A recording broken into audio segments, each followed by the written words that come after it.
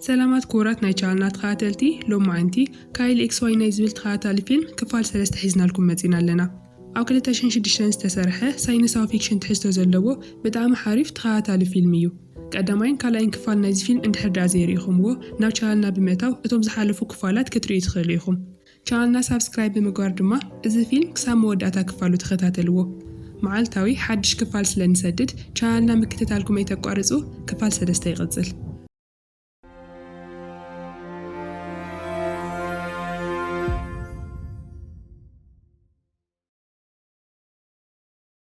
نصبحيتو دحر غتري توماس ناو ناي نيكول جزا بمنزا كل نجار سلام كم زخونا نمرقات يمزي نعاخد ما بتعمي زدناكي بموال بمستراو من قدي زاروا بيت خالو وجن اتوم سلسة ملاسي ديكلان كايلين لورين ابتي يونيفرسيتي بزحو او دما كايلين لورين مستاناي بروفيسور ويليام ردات مرمر زنبرت انا يرخو لورين انا كايل تذكرو سلسانيو حدا كابتم ذكرهم سبات دما بروفيسور ويليام يو بمبال تفالتهم كايل وين شعو ناتي بروفيسور ويليام زدالوم استفالي فتناتات نخوسد ناني حتى أنا أما جمالك تناقرو من فقدن ياينرتن دحرقن بتحتو تقريما اتفتنات هو وصيتو جن كاو تفترو عاقن العلي أزيز لعلي خوين سانحوا إذ وصيت زي نحارة تذكرو زي ولسو أزيز أقرميو بمبالون تملسلوم كايل أبت بيت صحفت إنا تزاورن كلو دما حدا زسن بدنا قريري أو عسرتي عدت سمايان حموشتن ستل على سئلي حدا ناي بايوكيمستري تمهاري لكعنو أو كم زمثل يستوعل عبد ساعات لوري نتزدلي وزلو ملسي كراخوك أريوام كم زلو تجنزومو عبد ينفرست حديرم توسخ مرمرن هقصلو نولد دادويلات نقرم أو جزا دما نيكول نتي أو جزا هيبنوسيس كايل استزاروهم زي فلاتو غالات كأسبيلاه تسمعوا تجمر كايل بتلقاقامي فيدلاتن قصراتن ناتسوعا كم زنبرا وانت جنزب بفتنات كنخون نكرلو انتا كم زلزلو يسمعنيو كاس مسبلتو جن زتوسنا نجار يردامو نستيفن دما زي حدا عينة مستيراو كودي زخون تولو ستيفن جن ترجمو كردو ايكالن بدخلوا جن ابتي يونيفرسيتي انا نكايل ترخومو ويليام نعاخا تزرخ وكانيرو بتعمي دستكولو نيرو إلى تنكرو نصبحيتو نكو أنا ناي كايل كفل بمنزع التي أبتسل زراعي سب من كم زخونة تنكرو آدم بيلين يبال كايل نعرختون بزعو توسخ حواليت عن مركب نابتا نايك أدم صحافيتو يخدو قندما أتات صحافيت كم زبالتهم آدم بيلين كاوز دافئ للي إسرع عمد كوينو بولو بموال زسن بالحواليتات هو أو جزا دما ستيفن نت كايل زبالو مستيراو كود ترجمو ويت أنح اتوم قطرتات ناي حدا بوتا مللي ويم دما لاتيتودن لونجيتودن حدا بوتا أبي كم زخونه أدراشو مخانوم يترديو زلو ግን ድማ እቶም ቁጽርታት ዝሕብርዎ ቦታ ኣብ ካርታ ዝተዓጽወ ስለ ዝነበረ ከዓ ኒኮልን ስቲቨንን ይገረሙ ኣብቲ ዩኒቨርሲቲ ድማ እቶም ሰለስተ መናእሰያት ኣብቶም ናይ ኣዳም ባይሊን ናይ ቀደም ሰነዳት ክእልሹ ይጸንሑ ብዙሕ ኣልሾም ግን ምንም ተስፋ ዘለዎ ነገር ይረኸቡን ኣብ መወዳእታ ተስፋ ቆሪጾም ክኸዱ ክብሉ ካይል ኣብ መንጎቶም ወራቕቲ ነቲ ምስጢራዊ ምልክት ምስ ገለ ቁጽርታት ተጻሒፉ ይርኦ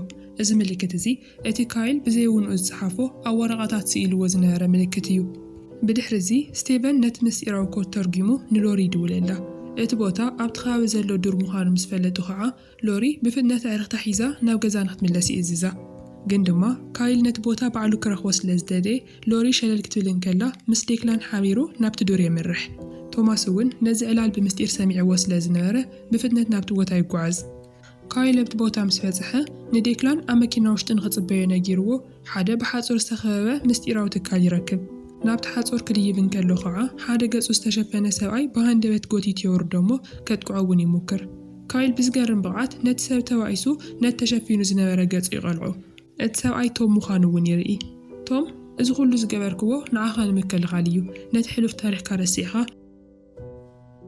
مستدراويتكا بسلام نبر انت زي كوينغن نعاخا نسدراويتكان او كبير حدا كتبتو ميخا بمواليد انقو بدحر زي اتوم سلسة مناسات ناقزا مستملسو ستيفنن نيكولن بمحساهم تعيرهم يخريلهم كايل جن نخول طفقات نسو حلفنت يوسدلو مانياتو اتوم عرفتخم ازقورو نعوون محقازيلهم ينيرو كاو خعا نخولهم زسن بدح حدا وستاني محالف كاو حزي بزاقا حلوف تاريخي كمرامر يدلنية حازة لني واتبتشاي زقد سني إلو ينقروم صانيحهم ناو دقم سوصو جنا كايل نديكلان اتي ابتدور زقاتما نقر بمستيل نقرو قندما اتز نقرو نقر نمانم كيزارو كاا صبو غيرو يتنقرو بتخالي قز ديكلان دما مس لوري زنبورو مسححا وقاريصو ناي فقر ركوم يجمرو ካብዚ ሓሊፉ እቲ ታሪክ ናብቲ ምስጢራዊ ኩባንያ ይወስደና እሞ ኣብ ውሽጢ ከዓ እቲ ሓላፊ ድሕንነት ዝኾነ ሳይረስ ሬይኖልድስ ዝተባህለ ሰብኣይ ነቲ ካይል ክድይብ ከሎ ዝተቐረፀ ናይ ድሕንነት ካሜራ ቪድዮ ይሪኦ።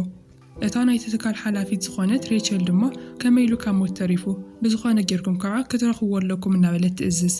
ቶማስ ብወገኑ ካይል ሕዚ ሕቶታት ምሕታት ተቋሪጹሉ ዝብል ናይ ቴሌፎን ጻውዒት ይመጾ።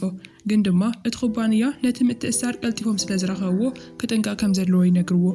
ኣብ ውሽጢ እቲ ገዛ ኒኮል በቲ ናይ ካይል ሓሳብ ምቕያር ተደናጊራ ክተዘራርቦ እኳ እንተፈተነት ካይል ግና ሕቶ ኣብ ምእባይ ንበይኑ ክኸውን ይመርጽ። ናይ ቴራፒ ሕክምና ከም ዘድልዮና ነገረቶ እውን ኣብቲ ዩኒቨርሲቲ እንታይ ከም ዝተፈጠረ ክነግራ ትልምኖ። ንሱ ግና ምንም ሕቶታት ክምልስ አይደለይን። በቲ ካልእ ወገን ድማ ኣብቲ ምስጢራዊ ኩባንያ ሬቸልን ሳይረስን ብዛዕባቶም ይመያየጡ ኣለዉ። እቲ ንቶም ዘሰናበቶ ዴኒስ ባንከር እውን ከም ዝጠፍአ ይረጋገጽ። ኒኮል ግን ንካይል ንምሕጋዝ ካብ ዘለዋ ዓብይ ባህጊ ዝተልዓለ ሉ ዳንኤልስን ዝተባህለ ክኢላ ክትረክብ ምስ ስቴቨን ትማኸር። ኒኮል ባዕላ ሳይካትሪስት ወላ እኳ እንተነበረት ግን ድማ ኣነ ንካይል ከም ተሓካሚ ብቻ ክሪኦ ስለ ዘይከኣልኩ ንዕብየቱ የተዓናቕፎ ኣለኹ እየ ብምባል ካልእ ክኢላ ክትረክብ ትውስን። ቁሩብ ጸኒሑ ካይል ኣዝዩ ዝረቐቐ ድምፂ ናይ ምስማዕ ሓይሊ ከም ዘለዎ ምስ ተገንዘበ ንዴክላን ሓደ ሓገዙ ይሓቶ።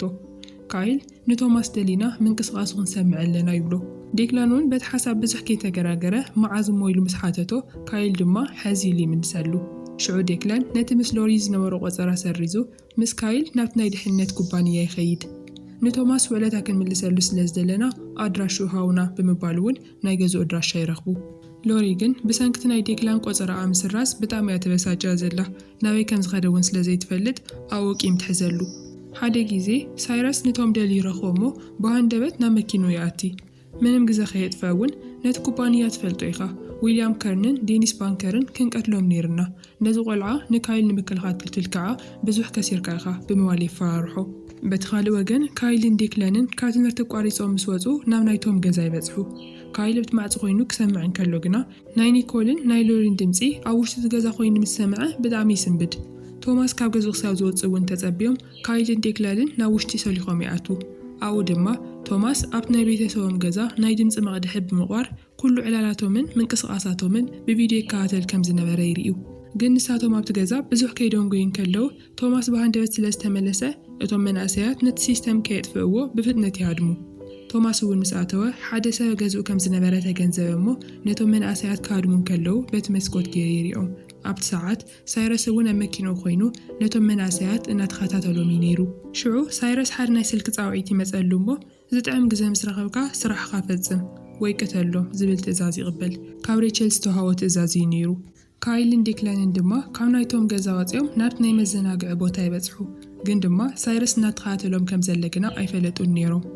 ዴክላን ምስ ሎሪ ምስ ተራኸበ ካይል ግና በቲ ናይ ቦታ መብራህትን ምንቅስቓሳትን ተመሲጡ ንበይኑ ደው ኢሉ ይተርፍ። ቁሩብ ጸኒሑ ከዓ ምስ ኤማንዳ ተራኺቡ ሓቢሮም ክጻወቱ ይጅምሩ። ካይል በቲ ዝረቐቐ ናይ ምስማዕ ሓይሉ ንኤማንዳ ኣፍቃሪኣ ቻርሊ ምስ ሂላሪ ብምስጢር ርክብ ከም ዘለዎ ይሰምዕ እሞ ንኤማንዳ ብጣዕሚ ይሓዝነላ። ብተወሳኺ ከዓ ሳይረስ ንቶማስ ብሽጉጥ እናፈራርሖ ንካይል ክትቀትሎ ነይርካ እናበሎም ከሎ ይሰምዕ። ኣብቲ ሰዓት ብሃንደበት ኩሎም እናተዓዘቡ ከለዉ ካይል ብርቱዕ ሕማም ተሰሚዕዎ ናብ ባይታ ይወድቕ። ብፍጥነት ድማ ናብ ሆስፒታል ይወስድዎ። እቲ ሓኪም ዝተወሰነ ምርመራታት ምስ ገበረሉ ካይል ዕድለኛ እዩ ሕዚ ኩሉ ኩነታቱ ተረጋጊዑ እዩ ዘሎ ኢሉ ይነግሮም። ግን ድማ ሓደ ምስጢራዊ ሰብ ንራዲዮሎጂስት ናይቲ ሆስፒታል ብገንዘብ ገዚኡ ናይ ካይል ናይ ኤክስሬይ ውፅኢት ንምቕያር ይስማማዕ። ቁሩብ ጸኒሑ ከዓ ዴክላን ናብቲ ክፍሊ ናይ ካይል ብምእታው እቲ ዝረኣኻዮ ኩሉ ነገር ንስድራ ቤትካ ክትነግሮም ኣለካ ካብ ዝኾነ እዋን ንላዕሊ ሕዚ እዮም ዘድልዩኻ ብምባል ይመኽሮ። ኩሎም ካብቲ ክፍሊ ወፂኦም ኒኮል ምስ ካይል ብቻ ምስ ተረፈት ከም ወደይ ስለ ዝርአካ እየ ሓቂ ክትነግረኒ ዝደሊ ትብሎ እሞ ካይል ድማ ንስኺ ከም ወድኺ ስለ ዝረኣኽኒ እየ ብጣዕሚ ተሓጒሰ ኢሉ ይምልሰላ። በቲ ካልእ ወገን ሎሪ ንሂላሪን ቻርሊን ብሓባር ክላገጹ እንከለዉ ትሪኦም እሞ እቲ ናይ ሂላሪ ምስጢራዊ ኣፍቃሪኣ ናይ ኤማንዳ ኣፍቃሪ ምዃኑ ትርዳእ። ኣብቲ ሰዓት ማንም ኣብ ዘይተጸበየሉ ግዜ ኣብቲ ሆስፒታል ዲቴክቲቭ ብሬን እቲ እኳ ተቐቲሉ ተባሂሉ ዝነበረ ዲቴክቲቭ ምስ ሓደ ሰብኣይን ሰበይትን ናብኡ ይመጽእ። እዞም ሰብ ሓዳር ንሕና ናይ ካይል ወለዲ ኢና ብምባል ነቶም ናይ ትሬየር ስድራ ቤት ኣብ ዘሰንብድ ኩነታት የእትውዎም። እቶም ፒተርሰንስ ዝተባሃሉ ሓደሽቲ ሰብ ሓዳር ካይል ተጠሊፉና እዩ ነይሩ ብምባል ታሪኾም የዘንትዉ። ናይ DNA ምርመራ እናተገበረን ከሎ ድማ ናይ ስድራቤት ናይ ፎቶ ኣልበም ንካይል ይህብዎ። ብድሕሪዚ ካይል ካብ ሆስፒታል ምስ ወፀ ነቲ ፒተርሰንስ ዝሃብዎ ናይ ስድራቤት ኣልበም ፎቶ ብጥንቃቐ ይምርምሮ፣ ግን ድማ ሓንቲ እኳ ትዝበሎ ነገር ኣይነበረን። በቲ ኩነታት ተዋሳጭዩ ማንም ከይረኣዮ ንቶማስ ብምስጢር የዛርቦ። እዞም ሰባት እዚኦም መን እዮም? ስለምንታዮም ዝፈልጡን ዝመስሉ ብምባል ይሓቶ። ቀፂሉ ናብቲ መቐበሊ ጋሻ ብምኻድ ነቶም ሰብ ሓዳር ብዛዕባ ኣዳም ባይሊን ይሓቶም። ሕዚ እውን የቋረፀን ብዛዕባ እቲ ምስጢራዊ ምልክት ዝፈልጡ እንድሕር ኮይኖም ብሕቶታት የጥለቕልቖም። ንሳቶም ግና ገሪምዎም ሱቕ ይብሉ እምበር ምንም መልሲ ይሃብዎን ነይሮም። ንፅባሒቱ ንግሆ ካይል በቲ ኤማንዳ ዝገበረትሉ ዕድመ መሰረት ናብ ቤተ ክርስቲያን ክኸይድ ይዳሎ ኣሎ። ጆሽ እውን ምስኡ ክኸይድ ፍቓደኛ ስለ ዝነበረ ንሱ እውን ይዘጋጆ። ካብኡ ኒኮልን ስቲቨንን በይኖም ኣብቲ ገዛ ይተርፉ እሞ ነቲ ኣልበም ብጥርጣረ ክምርምርዎ ይጸንሑ። ኒኮል ካይል ናይታ ሰበይቲ ናይ ብሓቂ ወዳ ምዃኑን ዘይምዃኑን ብዘይምፍላጣ ብጣዕሚ ትጭናቕ። ኣብ ቤተ ክርስቲያን ድማ ካይል ንኤማንዳ ውህብቶ ሂቡ ምስኣ ክዛረብ ወላ እኳ እንተፈተነ ኣዲኣ ግና መፅያ ትፈላልዩ። ብዛዕባ እቲ ቻርሊ ምስ ሂላሪ ርክብ ከም ዘለዎ እውን ስለ ዝፈለጠ ንኤማንዳ ክነግራ ይደሊ፣ ግን ድማ ዝነግረዱ ዕድል እውን ይረኸበን። ብድሕሪዚ ካይል ምስ ዴክላን ሎሪን ጆሽን ኮይኑ ብዛዕባት ናይ DNA ምርመራ ይዘራረቡ። ዴክላን ገና ነቶም ሓደሽቲ ወለዲ ምስ ረኣዮም ኣይኣመነንም ነይሩ። በቲ ካልእ ወገን ድማ ኣብቲ ምስጢራዊ ኩባንያ ሬቸል ንሳይረስ ፀዊዓ ብዛዕባ ዝፈተነ እዚ ምንም ኣሰረብ ደገ ክተረፍ የብሉን ብምባል ምንም መርትዖን ምጥፋእ ትእዝዝ። እዚ ከዓ እቶም ናይ ፒተርሰንስ ወለዲ ናይ ብሓቂ ወለዱ ድዮም ወይስ ተዋሳእቲ ዝብል ጥርጣረ ይሕድር። ሎሪ ድማ ኣብ ገዛ ኮይና ንሂላሪ ብዛዕባ ቻርሊ ትመኽራ። ኣብ ልዕሊ ፍቃሪቱ ዝጠልም ሰብኣይ ኣብ ልዕሊ ይኸውን ከምኡ ከም ዘይገብር እንታይ ትፈልጢ ኢላ ትነግራ። ፀኒሓ ኤማንዳ ንካይል ክትበፅሖ ትመፅእ እሞ ብዛዕባ ትዘጋጠመ ኩሉ ክተልዕለሉ ትፍትን። ግን ድማ ናይ ትሬገር ስድራቤት ነቶም ፒተርሰንስ ንድራር ዓዲሞሞም ስለ ዘለዉ ሽዑቶም ናይ ፒተርሰንስ ስድራቤት ናብቲ ገዛ ይመፁ። ሓደ ዘሰንብድ ዓብዪ ዜና እውን ይነግርዎም። እቲ ናይ DNA ምርመራ ተመሳሳሊ ኮይኑ ይርከብ። እዚ ማለት ካይል ነቶም ሓደሽቲ ስድራቤት ወዶም እዩ ማለት እዩ። ካይል በቲ ዜና ብጣዕሚ ሰንቢዱ ምሳታቶም ይከይድን እየ ብምባል የንፀባርቕ። ኒኮልን ስቴቨንን እውን ንዕኡ ክሰድዎ እንተዘይደለዩ ግን ድማ ብሕጊ ወለዱ ስለ ዝተረኸቡ ከዓ እቲ ጉዳይ ዝተሓላለኸ ይኸውን። ካይል ግን ሕዚ እውን ስለ ዘይተዋሓጠሉ ንኒኮል ንስኻትኩም ጥራይኹም ስድራ ቤተይ ከመይ ገይረ ምዞም ዘይፈልጦም ሰባት ክነብር ይኽእል እናበለ ብንብዓት ይዛረብ።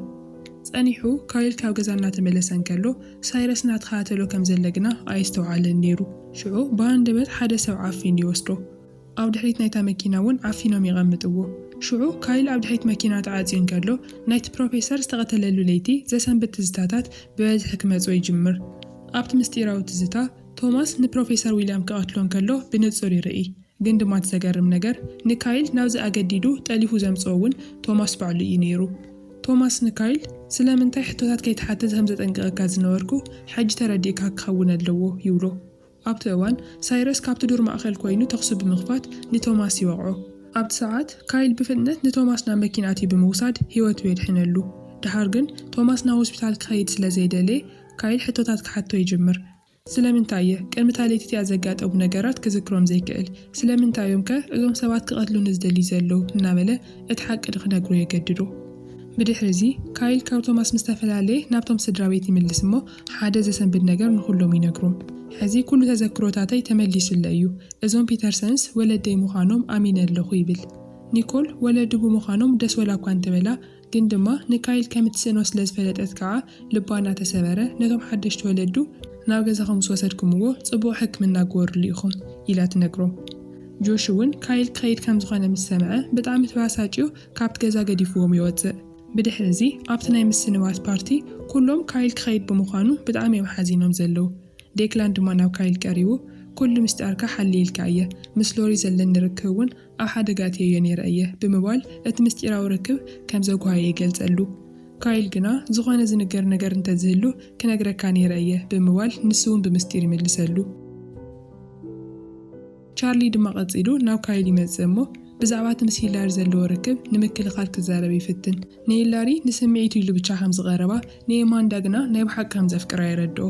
ካይል ግና ትኹረቱ ኣብቲ ክገብሮ ዘለዎ ውሳነ ብቻ እዩ ነይሩ። ኣብ ገዛ ስቲቨንን ኒኮልን ንካይል ዘፋንውሉ ንብረታት የዳልዉ እዮም ዘለዉ። ኒኮል ክፍለያ ብምዃኑ ብጣዕሚ እንተሓዘነት እኳ ታሪክ መዕበይቲ ኮፍ ብኸምዚ ዓይነት ናይ ስድራ ቤት ምትእኽኻብ ክዛዘም ናይ ኩሉ ሰብ ትምኒት እዩ ብምባል ንርእሳ ክትጽናዕንዕ ትፍትን። ብውሽጣ ግና ብጣዕሚ ሓዚና ከም ዘላ ንባዕላ እውን ትፈልጥ እያ። ካይልን ኤማንዳን ናይ መወዳእታ ስንብት ይገብሩ ዳግማይ ክንራኸቢና እናተዋሃሉ ድማ ይተሓቋቀፉ ካይል ንብረቱ ክጥርንፍ ናብ ክፍሉ ምስከደ ኒኮል ናብ ክፍሉ ውሽጢ ተኣቲ ካይል ነቶም ሳሎም ስእልታት ክወስዶም ይደልየን ካልኦት ሓደሽቲ ክስእልየ ኢሉ እውን ይነግራ ድሓር ናብ ደገ ምስ ወፁ ዴክላን ተሪፎ ላኳ እንተነበረ ንካይል ንምስንባት ኢሉ ግን ኩርኡ ገዲፉ ይመጽእ ጆሽ እውን ናብኡ ይቐርብ እሞ ኣብ መወዳእታ ተራ ወለዲ ዘለውኻ ተራ ቆልዓ ኮይንካ ተሪፍካ ወዶ እናበለ ብዋዛ ይሰናበቶ ካይል ነቲ ሓንቲ ዝፈልጣ ስድራቤት ናይ ትሬገር ስድራቤት ተሰናቢቱ ናብ መኪና ውሽጢ ኣቲ ድሓር ካይል ምስከደ ኒኮል ከም ወዳት ትሪኦ ዝነበረት ካይል ብምስኣና ናብ ክፍሊ ኣትያ ኣዝዩ ብርቱዕ ብኽያት ትበኪ በቲ ካልእ ወገን ድማ ዴክላን ናብ ናይ ካይል ክፍሊ ምስኣተወ ሓደ ባኮ ይረክብ ኣብ ውሽጡ ድማ ካይል ንዴክላን ዝገደፈሉ ምስጢራዊ መልእኽቲ እዩ ነይሩ ሽዑ እቲ ዝበሎም ነገር ጌጋ ከም ዝኾነን ንማንም ዘይተናገሮ ሓቂ ከም ዘሎ ብምስጢር እውን ከም ዝሓዞ ንዴክላን ብቻ ይነግሮ ብድሕሪዚ ኣብ ውሽጢ መኪና ኮይኑ ካይል ንውዓቱ እናተሓናነቆ ነቶም ፒተርሰንስ ዝተባሃሉ ሰብ ሓዳር ጽቡቕ ናይ ምሕሳብ ክእለት እዩ ዘለኩም ኢሉ ይነግሮም ንሳቶም ድማ እዚ እኮ ስራሕና እዩ ብምባል ናይ ሓቂ ወለዱ ከም ዘይኮኑ ይኣምኑ በቲ ካልእ ወገን ቶም ናይ ቴሌፎን ጻውዒት ስልኪ መጾሞ ቶማስ ንካይል ምስቶም ሰባት ንኽኸይድ ዝመኸሮ ነቶም ትሬገር ስድራቤት ካብ ሓደጋ ንምክልኻል ኢሉ ከም ዝኾነ ይፍለጥ ካይል ኣብቲ መኪና ኮይኑ እቲ ቶም ዝበሎም ቃላት ክዝክር እንከሎ ቅድሚ ታለይቲ እቲኣ ንስኻ ምንም ህላወ ይነበረካን እዚ ማለት ካይል ብተፈጥራዊ መንገዲ ዝተወለደ ዘይኮነስ ኣብ ውሽጢ ቤተ ፈተነ ዝተሰርሐ ምዃኑ የመልክት ብድሕሪዚ ካይል ናብ ሓደ ብሓጹር ዝተዓፀወ ቦታ ይወሰድ እሞ ኣብኡ ድማ ንኣዳም ባይሊን ይረኽቦ ኣዳም ከዓ ኩሉ እቲ ሓቂ ክነግሮ ቃል ይኣትወሉ ኣብ መወዳእታ ኣብቲ ምስጢራዊ ኩባንያ ሬቸልን ሳይረስን ብዛዕባ እቲ ፈተነ ይዘራረቡ ኣለው እቲ ዘሰንብት ትርኢት ድማ ኣብ ሓደ ናይ መስኮት ሳጡን XX 781228 ዝብል ምልክት ዘለዎ ልክዕ ከም ካይል ዝመስል ፍጡር ወይ እውን ጓል ክትከውን ትኽእል ኣብ ውሽጢ ሓደ ሮዝ ዝሕብሩ ፈሳሲ መሊኡ ክረአ እንከሎ እዚ ፊልም ይውዳእ ኣብ ቀጻሊ ክፋል 4 ናይዚ ፊልም ክንሰድድ ኢና ክሳብ ሽዑ ግን ቻናልና ሳብስክራይብ ብምግባር እዚ ብጣዕሚ ሓሪፍ ፊልም ክሳብ መወዳእታ ተኸታተልዎ